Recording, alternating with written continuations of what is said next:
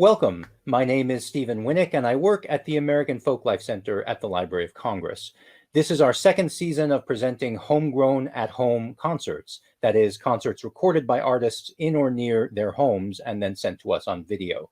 This was originally a measure we took to keep everyone safe during the COVID-19 pandemic, but we still continue the tradition of our homegrown concert series. There are many years of homegrown concert videos, both live at the library and recorded at home, which you can find on loc.gov or at the Library of Congress YouTube channel.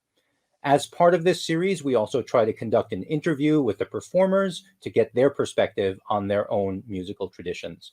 I'm very happy to be here today with Patrick Rhymes, Aneirin Jones, and Jordan Price Williams, the members of the Welsh trio Vrï. Welcome. And I will apologize in advance if I mispronounce any Welsh words in the course of the interview. I know you must deal with that all the time with English and American interviewers. It's going well so far, though. So welcome, members of Vrï. Any one of you who would like to can field this question. Would you just care to introduce us a little bit to Wales? Just let us know the essentials that Americans would want to know about your country. Patrick, do you want to go? Okay. Well, if you've probably heard, if you're not aware of Wales per se, you've probably heard one of our famous singers. We are known the world over as the land of song, and you might have heard Mr. Tom Jones or Mr. Bryn Terfel in your famous Metropolitan Opera. All kinds of other famous singers, but we are a very small but very beautiful country that kind of nestling next to England in the British Isles, and we're a country of lots of mountains and lots of sheep. All right, and lots of songs, as you said.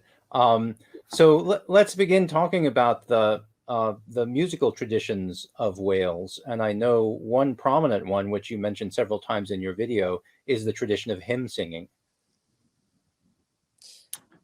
Yeah, that is a tradition that still has that, even though I think Wales as a nation has become more secular and not so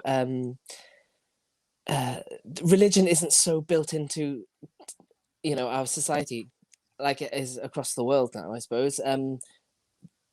Hymn tradition, the tradition of hymn singing still seems to be quite embedded, and it's to do with the Methodist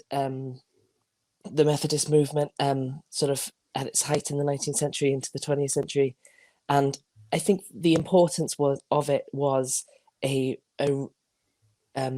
this communal aspect to worship and to community and to the Welsh language, and that's what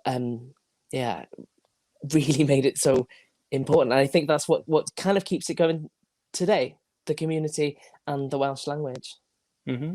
I was very interested when watching your video to find that Crige Bar, the one of the hymns that you played, we have a recording of it from Wilkes-Barre, Pennsylvania, here at the Library of Congress back in the 1920s. So it's been around the world and is just a feature of Welsh American culture as well as the culture in Wales.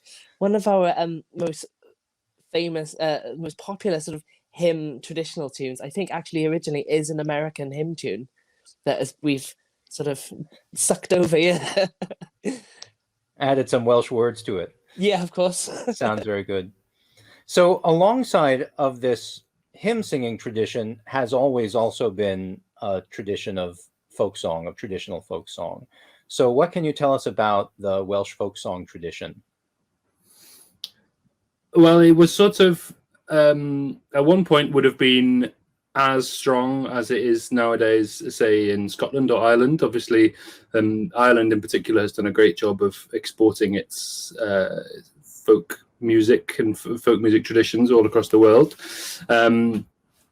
It was during the time of the Methodist Reformation that it was very much tied up with ideas of sin and anything that involved lots of dancing, and maybe it revolved around pubs was considered to be not the thing, and so it was, apart from the sort of small selection of tunes that were kind of appropriated and repurposed as hymns, a lot of that tradition was kind of cast aside, and there was an awful lot of pressure on people to be seen to be not participating in that tradition.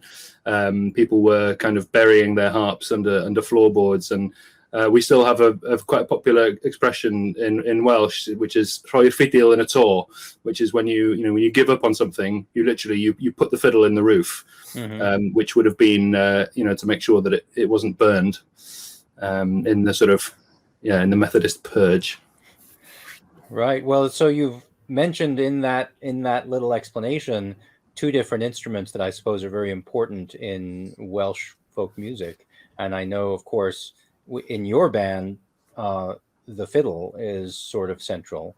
So talk a little bit about Welsh fiddle music, maybe how it grows out of or compares with the sort of general British and Celtic fiddle tradition, but might differ in certain ways. Do you mind if I take this one just quickly, just to say that actually I think Welsh dance music fundamentally is harp music. Our fiddle tradition is a broken tradition, unlike the harp tradition. And when you look at the great collections of earlier Welsh dance music in the 18th and 19th centuries, it's harp music. So it's actually, a lot of it is really uncomfortable to play on the fiddle, and so we don't have I suppose modern Welsh fiddle players have to be have a bit of creative license with how they play some tunes to make them fit on a fiddle. But I'm sure Patrick could tell you more about Welsh fiddle playing.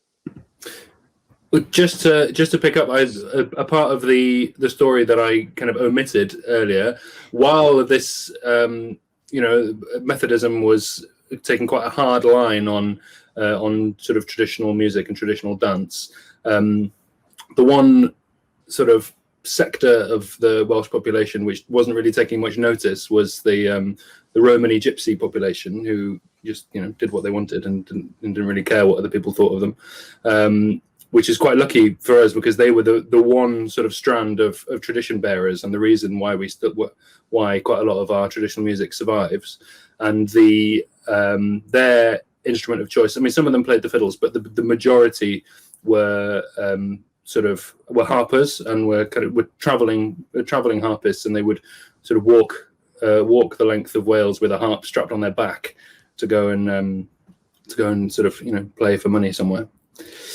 But yeah, as Jordan said, we're in a position, certainly since the mid-90s, when people have been taking an interest in traditional Welsh music more so than they were. There's been a big revival movement on, and it's quite nice in a way to not have the pressure of a really strong tradition that's been handed down, somewhere like in Scotland or in Ireland or in Scandinavia, where you've got generation on generation of fiddle players who have playing in this really sort of strict, authentic way, and we don't have any of that, so we've had to go and make it up for ourselves. And it's quite nice, really. You take a bit of here and a bit of there, and play what you like and discard what you don't. I think each Welsh fiddle player has kind of their sound, and that's it's great to hear, especially when you hear people playing together. Everybody sounds, because I suppose we beg, borrow and steal from whichever tradition that we've listened most to of a CD recently or something. There are some fiddle players I think maybe sound a little bit more akin to a Breton kind of sound world, and some take more from the Gaelic and the Gaelic traditions. It's quite an interesting sort of collection. Mm-hmm. And we shouldn't forget the influence that England has on us as well. I mean, I know it's quite sort of trendy to try and deny that the English has any sort of cultural influence on us at all, and that we're all Celtic together. But actually, they are a big and quite culturally significant country right next door to us, and Welsh music and English music does have quite a lot in common. Yeah.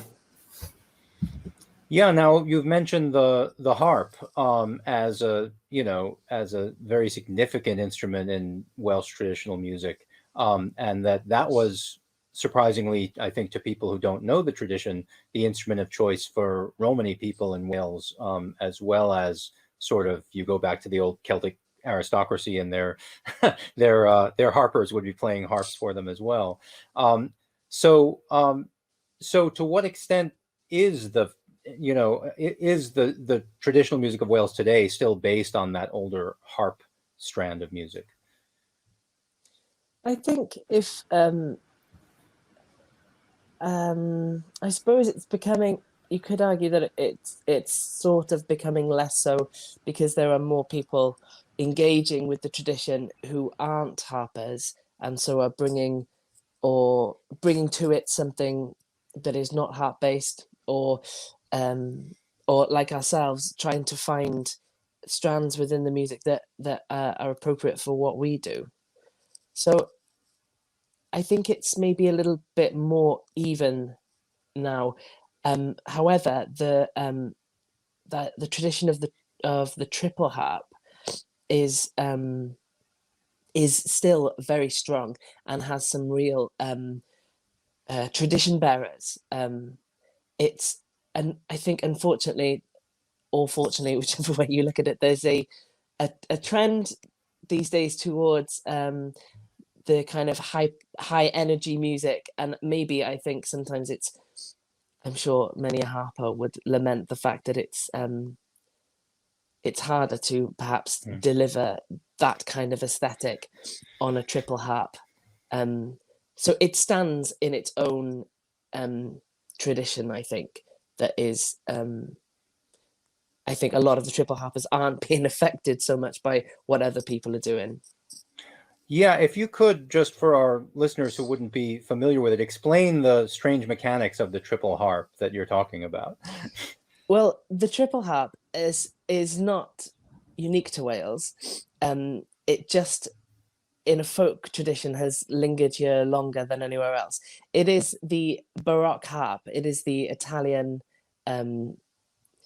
cutting edge instrument of the after the Gothic harp and into the Baroque period. It was the instrument of all concert harpists, and it was brought to Wales then, and then through the Roma community has been preserved as much as a traditional instrument.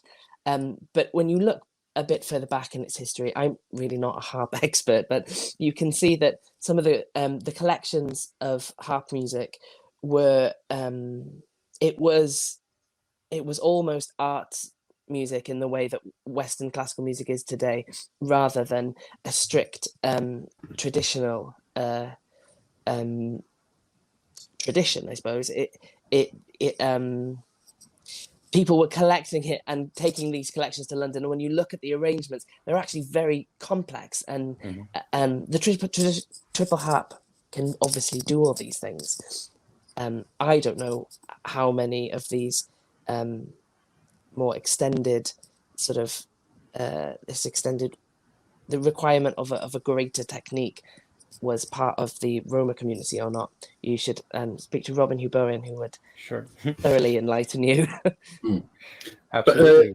But on a regular harp that you'd expect to see in a concert hall today, it would probably have one row of strings, and then it would be tuned to a diatonic scale, and you'd expect to, if you needed to change notes, sort of sharpen them or flatten them, you'd expect to see either some pedals to be played with the feet, or levers that you'd move with your hands. But the triple harp kind of does away with that idea. There's no levers. All the strings stay tuned to one pitch, but you have 3 rows.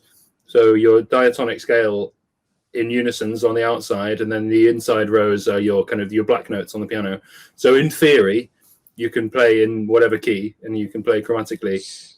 Obviously, in practice, nobody has enough joints in their fingers to be able to do that, so you're still limited to certain keys. But what it does give you is this quite amazing sympathetic string quality. So with the two strings tuned in unison, they're obviously, sort of vibrating each other's air, and they're creating all of this sort of these overtones, and it's quite a unique sound. And there is a technique where you double the melody, da da da da da da da da, like this, which you can do on a triple harp that you can't do on a lever harp, a Celtic harp, or on a concert harp, with such great effect. That makes sense, yeah. Because those strings still have to vibrate. You can't pluck them again, but if you've got two of the same string, right? Great. Well, I know that we've gone outside of the realm of the music that Vrï actually plays by talking about the harp, but I mean, one of the things that we've been skirting around and we haven't really spoken about directly is the fact that Wales is what we would call a Celtic country. And you talked about the Welsh language, and of course, Welsh is a Celtic language as well.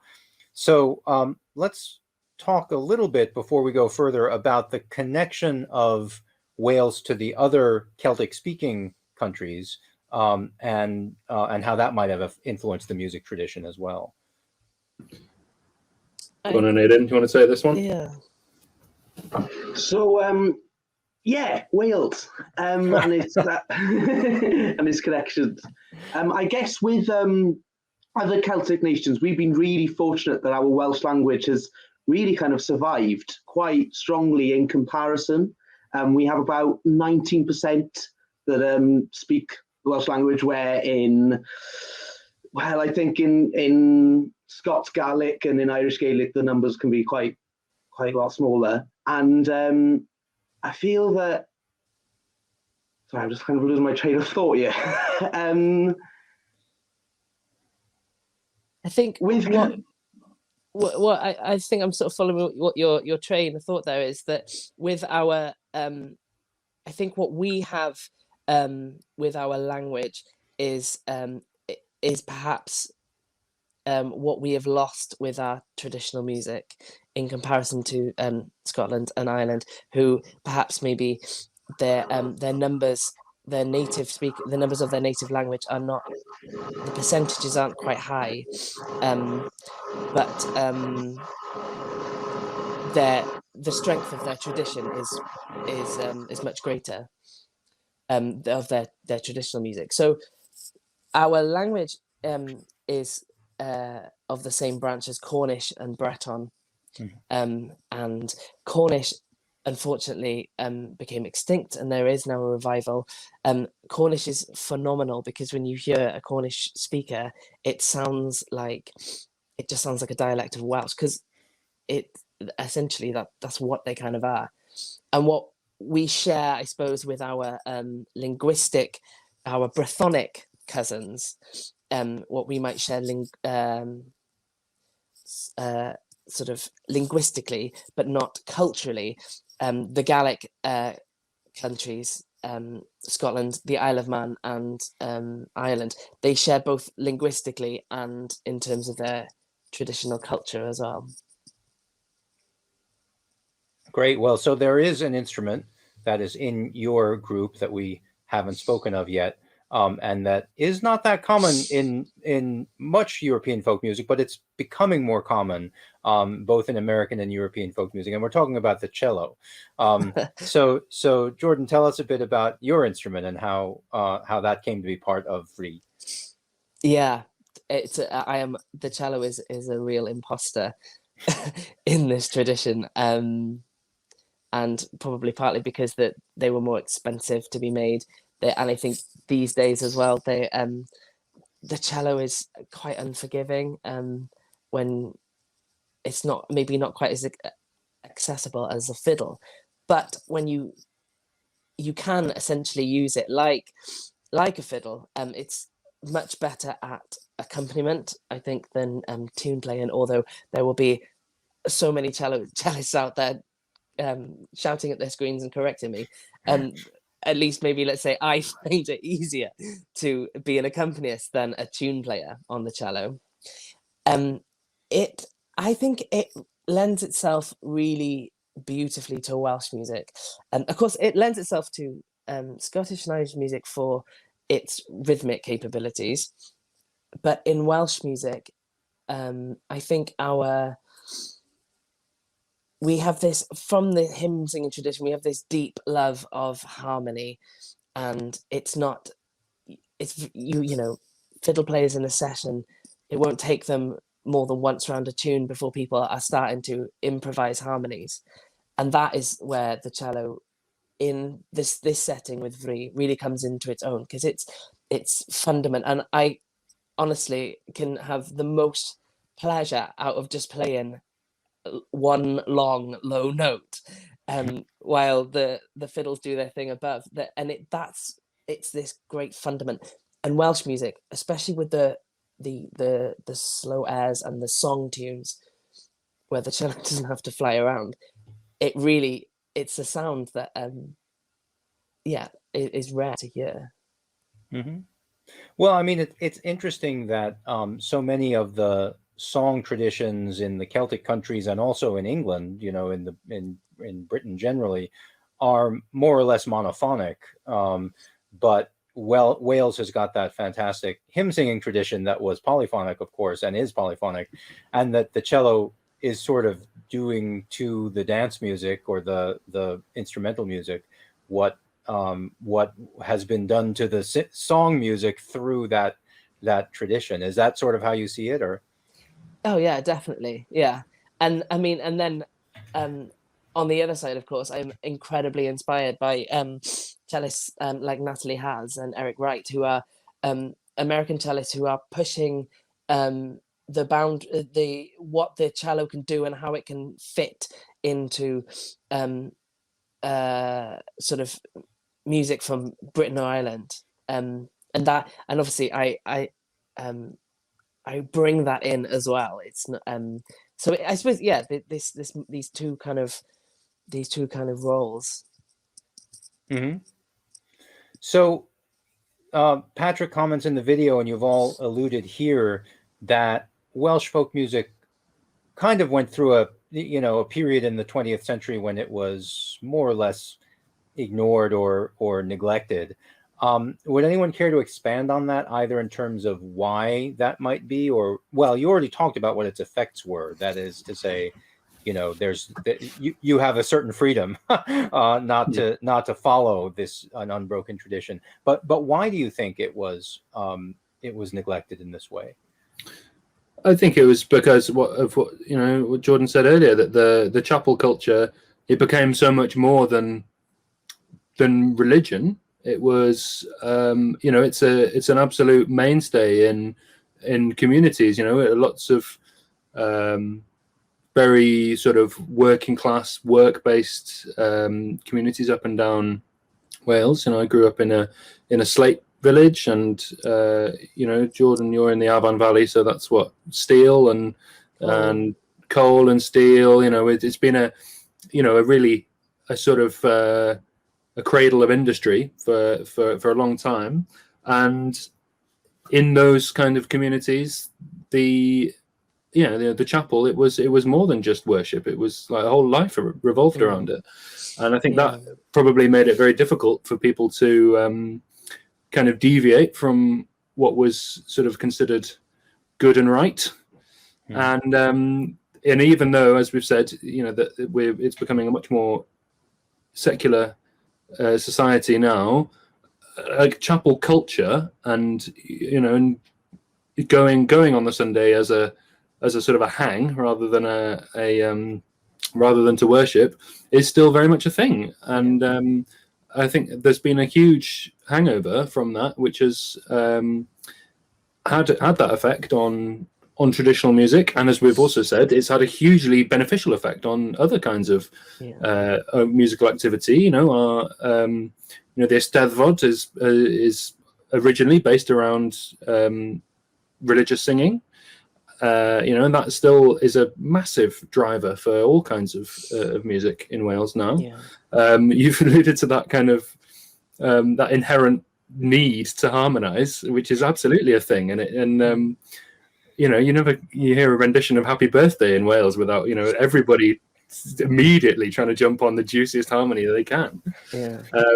So I mean, there's definitely been some benefits out of it, But Yeah.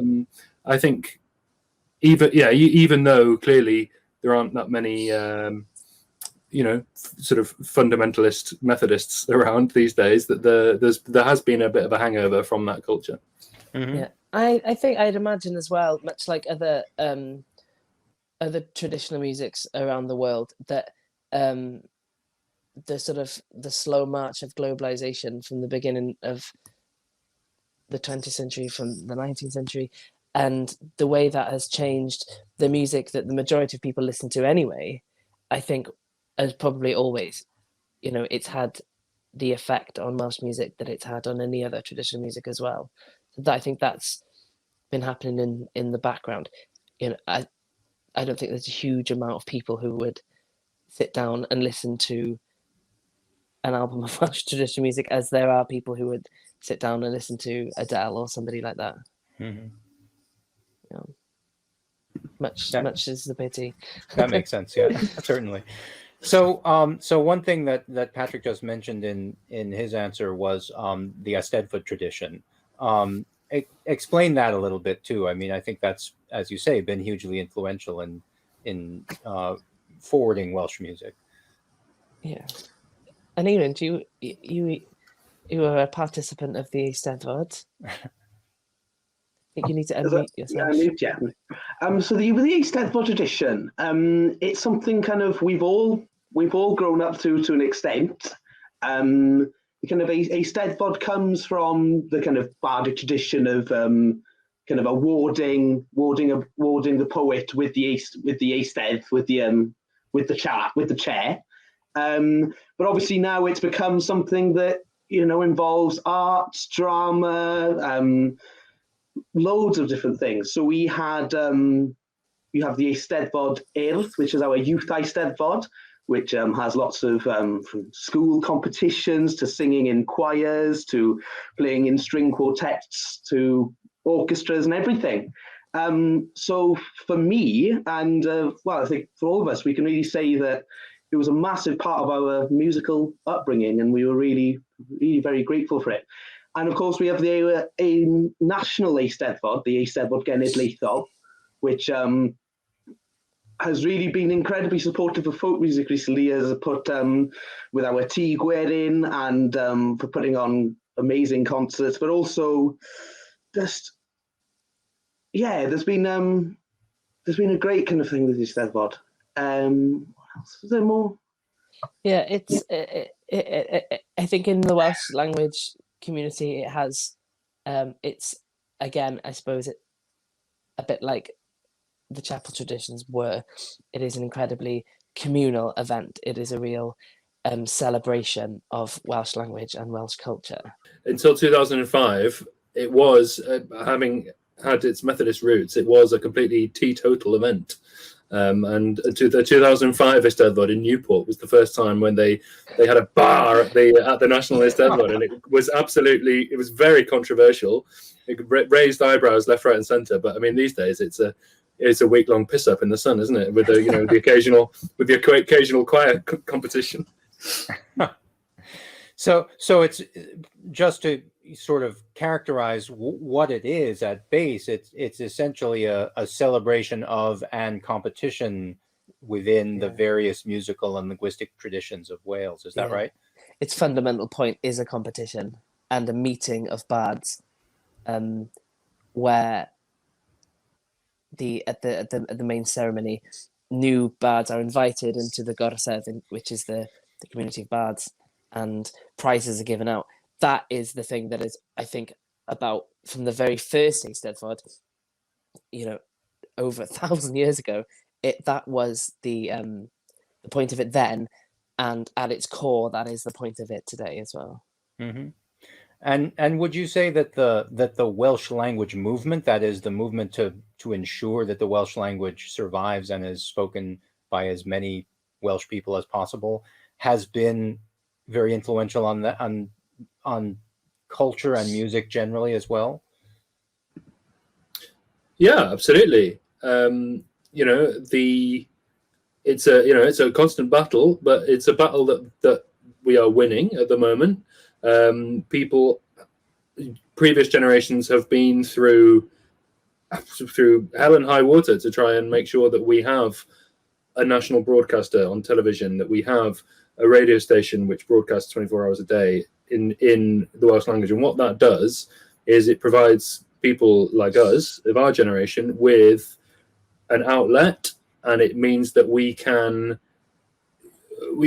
thrive, and we can reach audiences in a way that an equivalent act in an English-speaking country would have a much more difficult time doing, because the fact is it is a small pool, and it's a small pond, and it means that we can really we can thrive in there, and for that we are incredibly grateful to people who have been through, really really really hard times, to try and ensure that is something that we do have.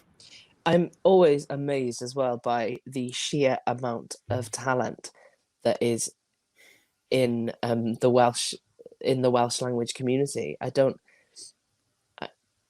can't quite put any understand why I put any reasons around it. There does seem to be a higher concentration of people who are artistically talented in music or in poetry, and maybe it's just because it's there from the moment that your mother first speaks to you.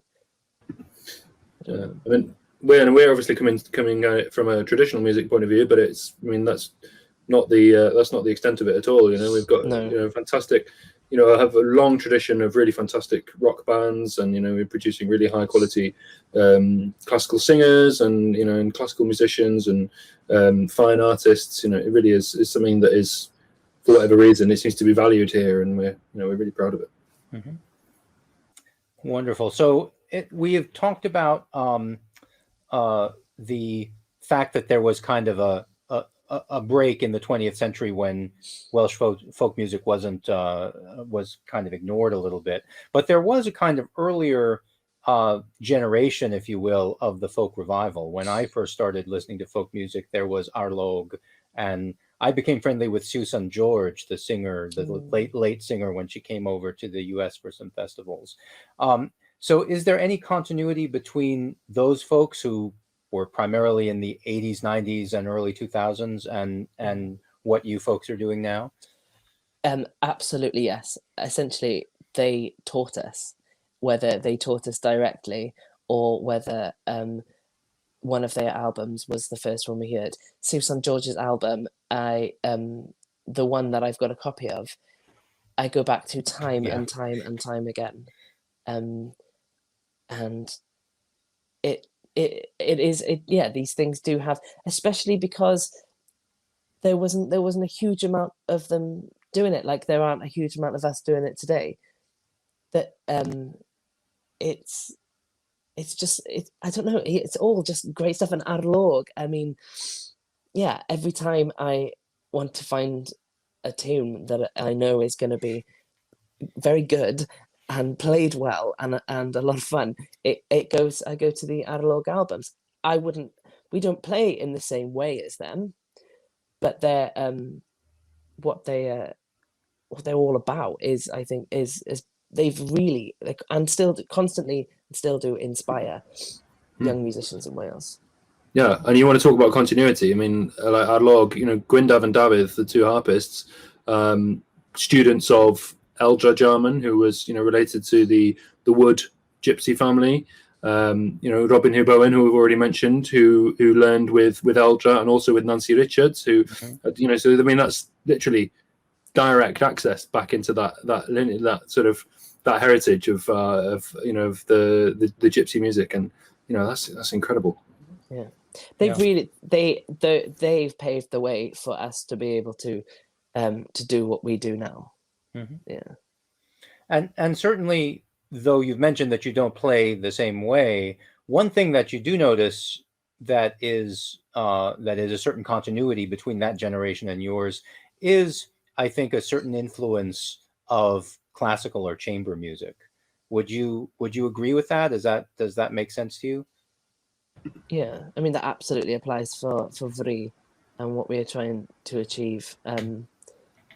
and I think there is something very, very which is the sort of the absolute spirit of folk music in it, in that when you have your fiddle lesson when you're a child, the person probably who's teaching you is probably your local music teacher, who is a classical violinist, most likely.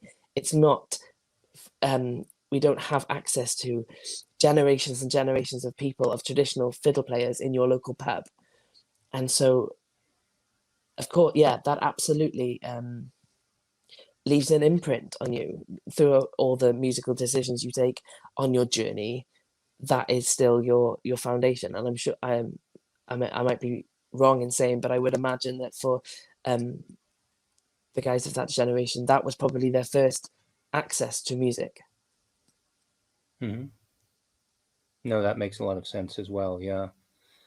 So you mentioned, your musical journeys, and I guess one question that arises for a lot of people looking at it from the outside is, how does a musical journey into Welsh traditional music for a player start? Like, how do you realize that this is what you want to do, and then how do you go about doing it on the Welsh scene as it exists now?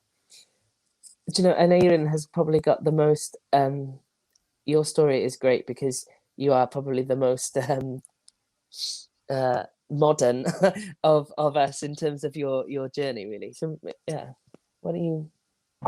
So for me, it was like Jordan said, very much classical formal lessons. I have my first folk fiddle lesson when I started up in university up in Glasgow.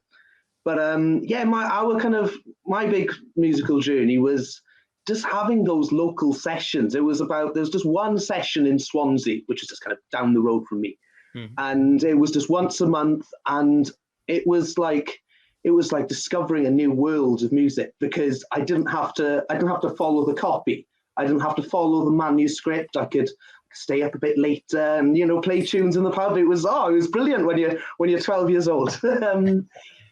And then so we was really fortunate to do that. And then kind of things kind of progressed on, and then we I think what's really lucky is the amount of young people that have now come into the kind of mix of playing. And in terms of a musical journey, that had a massive impact for me. We have our folk course, our youth folk course called Gwerin Gwallgo, up in North Wales, and that was a massive impact just for meeting and getting to know these other two older chaps, and also just kind of sharing music with young people. Normally the kind of mates I play who were my age, we would all be playing classical music in the orchestra, so it was a really big rarity for having that. But for me, my kind of musical upbringing later on kind of took a weird turn, because I ended up going to Glasgow to study primarily kind of Scottish and Irish music, which all had a very big influence on me. And as we say, with the kind of artistic liberties that fiddle players can take, then going on to study, kind of another tradition in another city without any kind of Welsh music around me at all was really interesting, to kind of immerse myself into another tradition, pick up those styles, and then bring them back. Now I've finished, bring them back into my kind of Welsh playing. Now I'm back to being based in Wales. Mm-hmm. I could be wrong, Aneirin, but I wonder whether you are the first Welsh musician to ever have a degree in traditional music. I can't. Well, there's also Dylan Cairns Howarth might have gone ahead of you. Course, yeah. Well, the second place is a pretty good one, but there's not many people. Is there? There's not many. There's not many Welsh musicians who have a degree in traditional music. It's quite a new thing across the board, I suppose, isn't it? But Sure, but that's an interesting question. Is there such a program in Wales, and if not, do you think one's in the vision stages anywhere? There is not currently such a degree in Wales. I know that there are lots of conversations happening in in the Royal Welsh College of Music and Drama in Cardiff to try and instigate something. No one's really sure what it should be, and what it would be a huge job. It would take probably many years to sit down and actually distill down what the curriculum should be. But I know those conversations are happening. Mm-hmm. There is some universities, as part of their music degrees, sort of deliver small modules, one-off modules, perhaps sometimes on some kind of traditional music. I know Bangor University in the north. Stephen Rees, who is a fiddle player with Arlog, is a music lecturer at that university. Mm-hmm. He has an influence there, of course, but there's nothing. As Patrick said, nothing set up and already functioning in the way that there is in Scotland or Ireland, in fact. Mm-hmm. So another question that pertains to us here at the Library of Congress is whether there are advanced archival resources for folk music in Wales, where you go if you want to hear archival recordings or find archival manuscripts, that kind of thing. It depends what you mean by advanced. There are extensive archival recordings, which we have had the pleasure to go and sort of sift through in Aberystwyth on the west coast. It's where our Llyfrgell Genedlaethol is, our national library, and that includes collections curated by a number of people. But I suppose the biggest one in terms of volume is J. Lloyd Williams, mm-hmm. who was a sort of polymath and I think founder member of the Welsh Folk Song Society or the Welsh Folk Dance Society, one of them.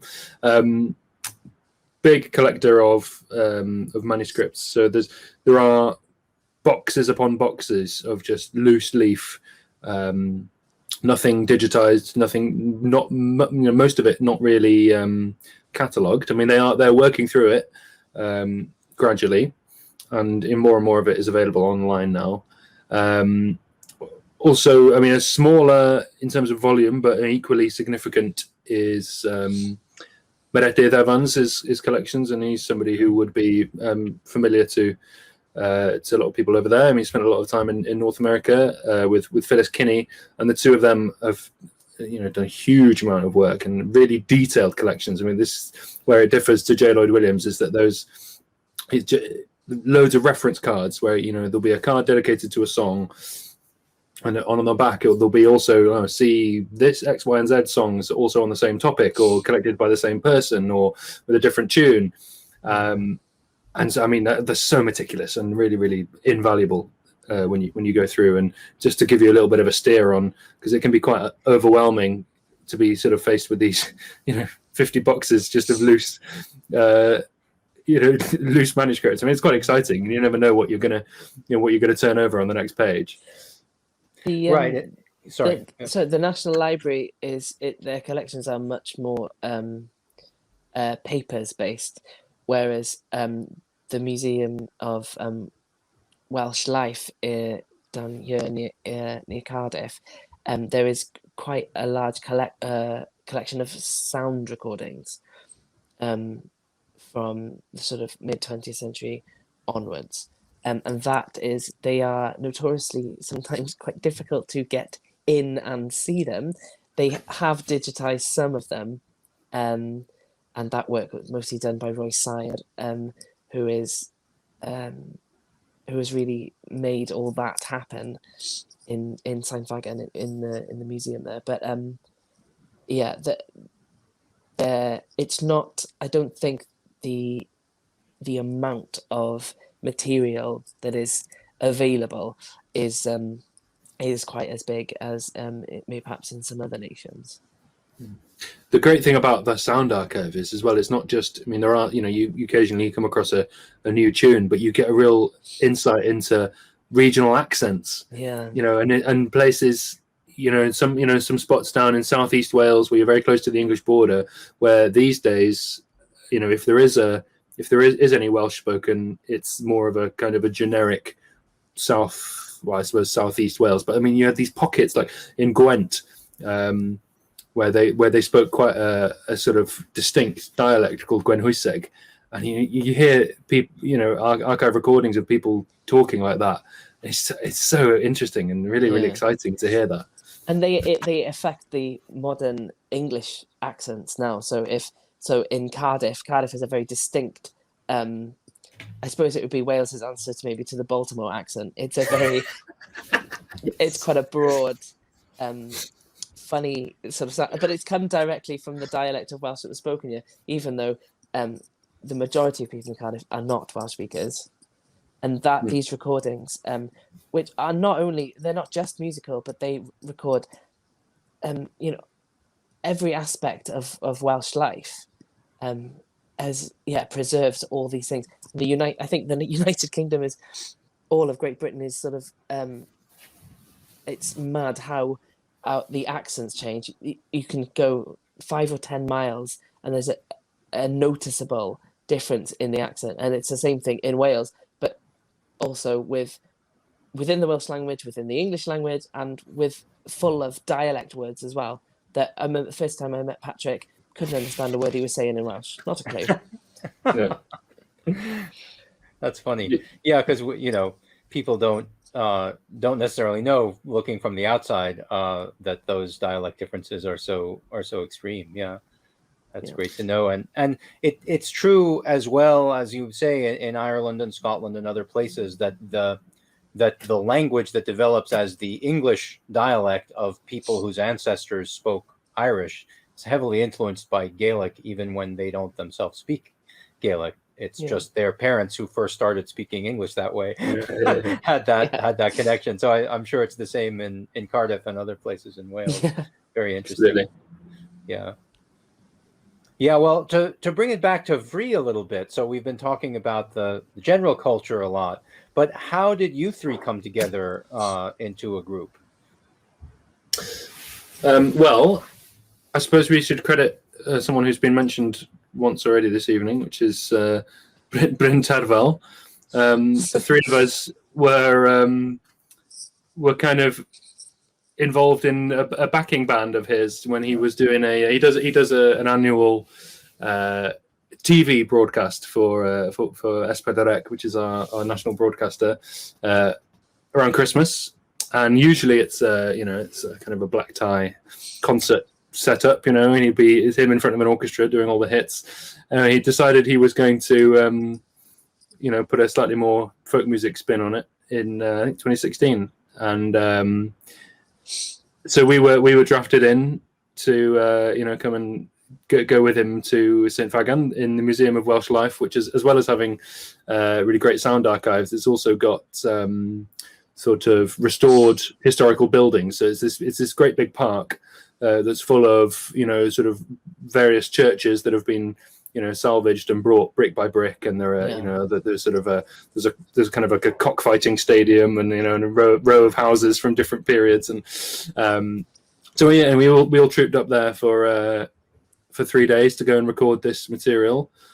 And as it usually goes with a filming, sort of a day of filming, there's maybe 10% music and 90% hanging around. So we found ourselves kind of at a loose end and chilling out in this place, and we kind of we quite liked it, and so we decided we were going to hang out some more and play some music together. And I think we all, as we've said already, we had that background in that sort of classical grounding. We've all enjoyed playing a lot of traditional music, but we've got that sort of that background in playing in classical music and in playing particularly ensemble music, and that's a kind of an itch that we wanted to scratch a little bit with, and to try and apply some of the same drills to playing our traditional music.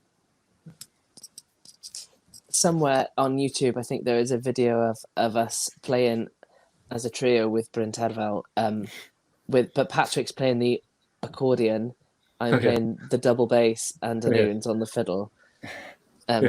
Before we to come anywhere near our current setup. Yeah, we need to get in touch with Mark Zuckerberg. Try and get him to make that disappear. So sort of opens up this question is all of you have played in different bands, and you've all played different kinds of music. I mean, I know Patrick plays I've seen Patrick play accordion and bagpipes and all kinds of other things. So the question is, how did you develop the concept for Vrï and then put together a repertoire for this group specifically? I think just when we did that gig, I had just graduated my master's degree, which was actually in classical double bass, and I started to play the cello because I was fed up of firstly carrying the double bass around, and secondly how sort of limited the instrument can be. And me and Patrick had lived quite close to each other, and there was I think my very first initial thought was that I wanted to I want to be a fiddle player, but I just haven't got the time to learn to play the fiddle. So the cello was the next best thing, and it seems to fit really nicely with two fiddles. And this two fiddles in Wales is quite has been creeping in as more popular combination as well. So it just seemed natural to kind of put the cello underneath and then draw on what our sort of musical experiences had been all together. And it was an experiment in the beginning, and we were lucky that we seemed to have struck on something that works for us. Yeah, I think around that time I'd just experienced the Danish string quartet for the first time. I'd been on a coaching weekend at Chetham's school in Manchester, which is a sort of music specific music school, and they came. It was a quartet coaching, I think, like a 3-day course, and they'd come in to give a lunchtime concert, and they played just the most knockout Shostakovich 2 that I'd ever heard, and I loved that piece, and I was just absolutely riveted. And then they took their music stands away and sat down and just played a Danish polska, and I just thought, this is nuts, this is amazing. And then I'd been to Folk Alliance and seen the Fretless and brought that record back, and then I think somewhere on that kind of continuum, because they're two, I mean, even though the lineups are quite similar and the sort of the level of musical excellence is, on a par, but they are on a continuum. They're 2 points that are really quite far apart. And I remember thinking, like, somewhere in the middle of those two things, there's a sweet spot there, and that's kind of where I want to be. Great. So before we conclude, I'd like to ask a couple of questions about specific repertoire items in the concert. Aneirin mentioned that one of the tunes was almost the tune for the Welsh national anthem, but I'm not sure exactly what that means. Could you expand on that story, how that might have been, but it did not become the national anthem? So yeah, so the tune's called Glân Meddod Mwyn, which just translates as good humoured and drunk. And I don't know like the best details about it, but I think it almost became in just the way that I think the words fit the melody, and but then of course we had, instead of that, instead of it not being Glân Meddod Mwyn, we used the tune My Hen Wlad Fy Nhadau, Land of My Fathers, which we had.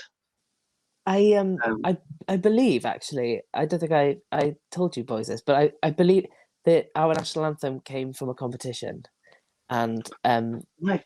And I could be wrong, but I think it was in fact the Eisteddfod that put a call out for a Welsh national anthem, and it was Evan James and James James who wrote My Hen Wlad Fy Nhadau, who eventually won it. But I think in the running for that was a set of words to the tune Glân Meddod Mwyn.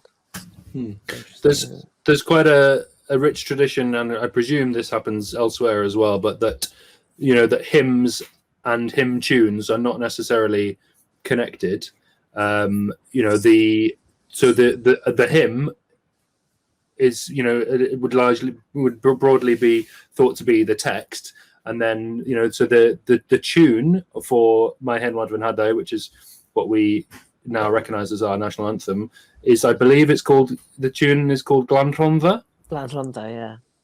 And so that you can mix and match your melodies, and so as Aneirin said, you would easily scan to go My Hen Wadvan Hadau na Noelini, etc. Right. Yeah, it's an interesting phenomenon in folk music too. Of course, it happens that the tunes get separated and rejoined with other words. So it's not peculiar to hymns. We encountered you through Folk Alliance, and Patrick, you mentioned that already. So that's of course a big conference and trade show dedicated to folk music here in North America, Folk Alliance International, and typically I've seen bands with you guys, the various members of Vrï, in British showcases there, which have been quite strong for the last 10 years, I would say. And so the question is, what kind of institutional supports are there that is allowing Welsh music to do things like come to the States at shows like Folk Alliance? So the British Room is curated and it's sort of facilitated by a company called British Underground, which specializes in exporting all kinds of music from the UK and Ireland to showcase events over the world. So as well as doing Folk Alliance, they will do things like, they'll take a delegation to South by Southwest. They'll go to Reeperbahn in Germany, and they go to showcases all over the world. In order to deliver the Folk Alliance program, they sort of enlist the help of the various traditional music foundations from the home nations. So in Wales, it's CHAC, who are a sort of a government-funded body whose job it is to develop traditional, to develop music traditions at all levels. So it's youth development. They run courses for sort of adults, amateurs, and then career development for people who are trying to make a go of it professionally. EFDUS, which is the English Folk Dance and Song Society, do a similar job for the English artists. There's is it Creative Scotland who take the Scottish acts, and Arts Council in Ireland, and so they all kind of form this consortium that which is great. So it means we have a bit of a support network when we go and showcase as well. Not just sort of hanging out in a clique on our own. It certainly helped us to connect with you. So I thought I'd ask about that so we could mention the good work of those organizations, which is really helping artists like you. And I wanted to ask you about the song Aberhondi, which you mentioned a sort of family connection to that. And it just occurred to me that it must have been somewhat extraordinary to hear the song given that name connection and family connection, and how that came about, how you came to know that song. Well, it's a song that I first heard by another pioneering Welsh band called Carreg Lafar, who are very good friends of ours and have been the most incredibly supportive people of Vrï.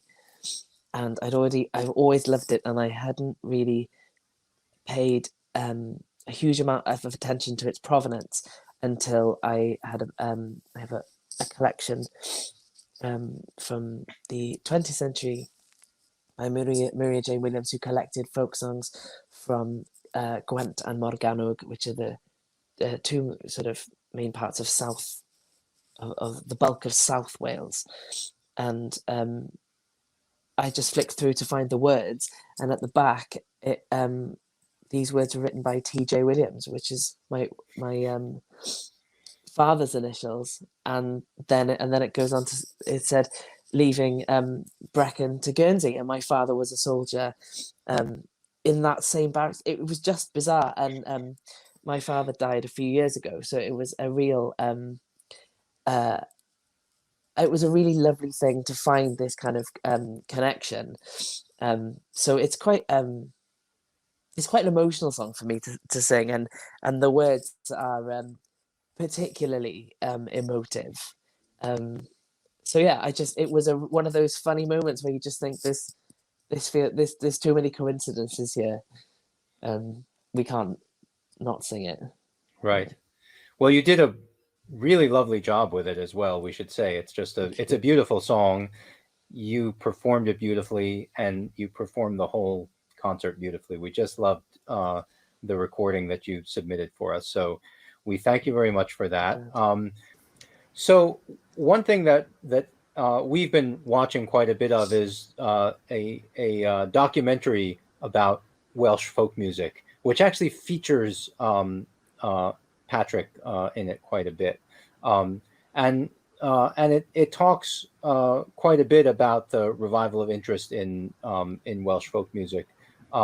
Patrick, what was your involvement in that, and talk about some of the issues that you got into in that film. Well, I think firstly to say that we've been talking down Wales is sort of tradition, certainly in comparison to some of the other Celtic nations, and actually it's important to say that we are kind of back in a big way at the moment, and there is a huge uptake in sort of interest in it, and especially amongst young musicians, and also in an increase in sort of diversity in what people are doing with this traditional music, which is fantastic to see. There are visibly more career pathways into doing this as a job or as part of a job now than there would have been certainly 20 years ago, which is great for young people to be able to consider it as a career opportunity, a career option, rather than going off and doing something stupid like dentistry. These incredibly talented people who can do all kinds of things, and they always end up making the wrong choice. But that's also fantastic for everybody else. As soon as there's a good core of young people doing interesting things, that drives everyone on, and it's it's good for everybody. That documentary by Rhodri was a really great piece of work, and consciously trying to market it outside of the British Isles, and I think he particularly had the American market in mind, and he did a really great job of it. Well, it really does come across that there's a lot of interest now, as you say, among young people specifically, and that was one of the things that was of interest to us, because that's just an important aspect of the continuity of tradition for there to be young people involved in it. So we're glad that you are among those younger people who are taking up this tradition, and it's not all folks in their 60s and 70s as it's starting to be in many of our folk clubs. So another question about the ways in which people get involved in traditional music and the meanings that it has for them involves this sort of the question of kind of ethnic or national identity. And we got into that a little bit with the Welsh language movement, but would you care to say any more about that, about the feeling of being Welsh specifically, and how that contributes to your wanting to play Welsh traditional music? I would love to talk about that. I think that living in Wales in 2021 is an incredibly exciting time.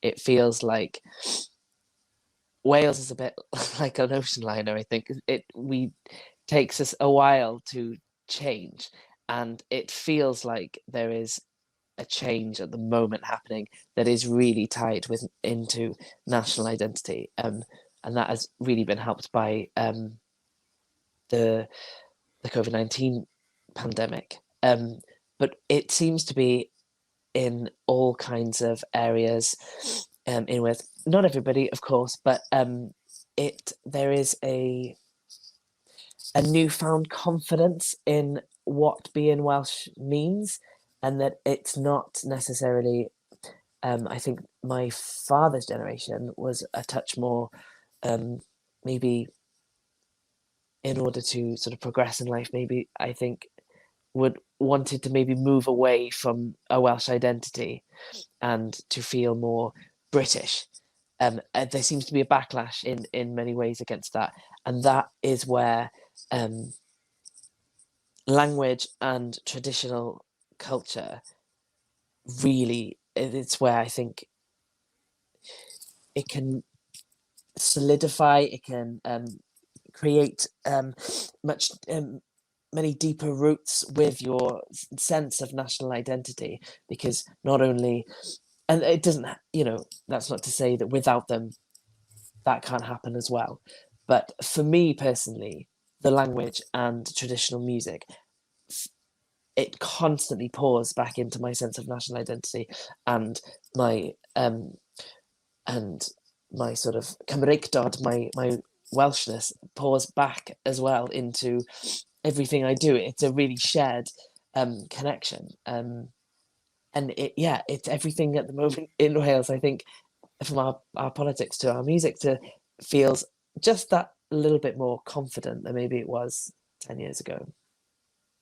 Yeah, we've always found it easy enough to have a strong sense of sort of national identity when there's a rugby match on, but this is kind of different because everyone can play rugby, but I mean this stuff is actually ours. Yeah. Wonderful. Well, once again, on behalf of the American Folklife Center and the Library of Congress, I'd just like to thank the three of you, Patrick Rhymes, Aneirin Jones, Jordan Price Williams. The trio is Vrï. They performed in the Homegrown at Home concert series in 2021, and you can find that video on the Library of Congress website and on YouTube, along with this video interview. So thank you so much to all three of you. You gave us a lovely concert, and this has been a lovely interview.